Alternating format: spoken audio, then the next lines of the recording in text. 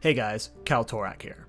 Today, I want to give you guys my thoughts on the recent block changes coming in the Third Edict.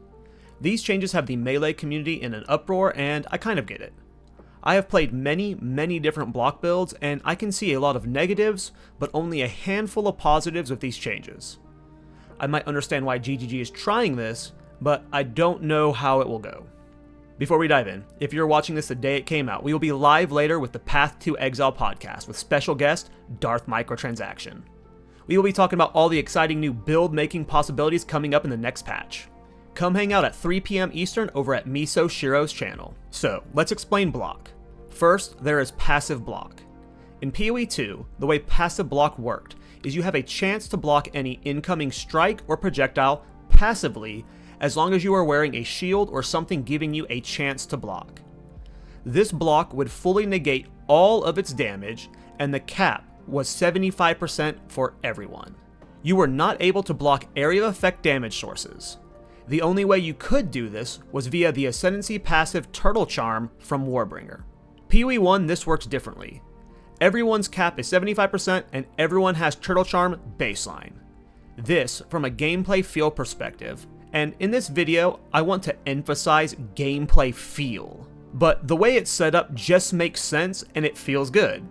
As you are walking through the game, you aren't thinking about blocking because your character is doing all the blocking for you. He is passively blocking 75% of incoming attacks as he's running around. In the world, you can probably imagine the character as just being a super fast Jedi that can whip around and block things really easily. I think everyone can agree that it just makes sense and feels better for your block to just block everything, and you don't have to think about what's under your feet in a game with hundreds of explosions and enemies attacking you at once. So, why would GGG make PoE 2's passive block different from PoE 1, and why are they going in this direction? Obviously, Warbringer wasn't the reason. They were quite okay with reworking the Ascendancy and giving everyone Turtle Charm. The main difference in this game is they are leaning heavily into a second form of block, which is active block. Active block has many forms, but mechanically it involves raising your shield. Raise shield, shield charge, magma barrier, these are all examples of active block. GGG is wanting active block to be a thing in this game, and the patch notes show that. They are wanting the player to be rewarded for what you can call a level of skill expression. From a theme perspective, this obviously can be cool. Like, yeah, it makes sense. You see the boss is about to hit you, you raise your shield to block it, and it fully negates all of the damage because you were skilled enough to read it and react.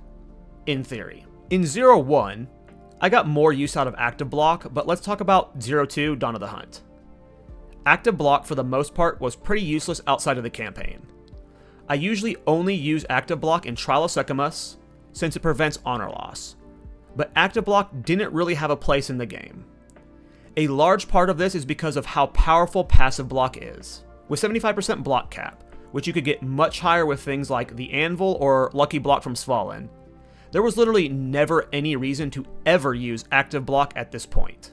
The only time you really ever found yourself using active block was to shield bash certain bosses, but this isn't going to be one of the most popular gameplay styles. You definitely weren't using it in mapping when you had so many enemies around you. Now, I like active block. I've had many different active block builds, and they can be very rewarding to play. The problem is that passive block will always feel better, be more fun, more versatile, and more appealing to most players. My concern here is GGG is sacrificing a lot of what's rewarding about passive block to make room for active block, a playstyle that will be more niche. In mapping, the new 50% Turtle Charm block cap might feel better than the last patch for the average player. Since there is so much AoE nonsense, you might actually feel a little bit safer in mapping. Maybe. But as someone who has played Warbringer with well over 75% block cap, anyone playing with Turtle Charm below 50% block cap is not going to feel great. Being at 50% block cap with Turtle Charm was not good enough.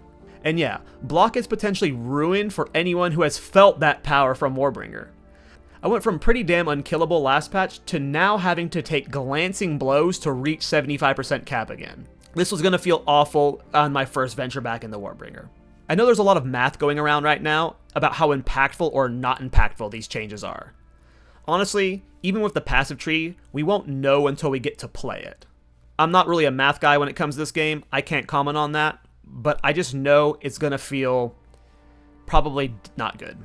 As someone who has played with an above 75% cap on a Warbringer, these changes are not going to feel good enough for endgame mapping. Passive block needs to be good, even if that means active block isn't as cool. I think people are going to be surprised with active block though. It is surprisingly fun and there are some powerful mechanics with it. Shield Bash might surprise some people. I think ultimately though, it will not feel near as good or as powerful as GGG is hoping it will.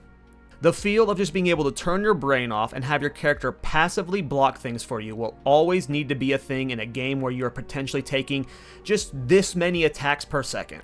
But what are your guys' thoughts? Am I wrong about them doing this because of active block?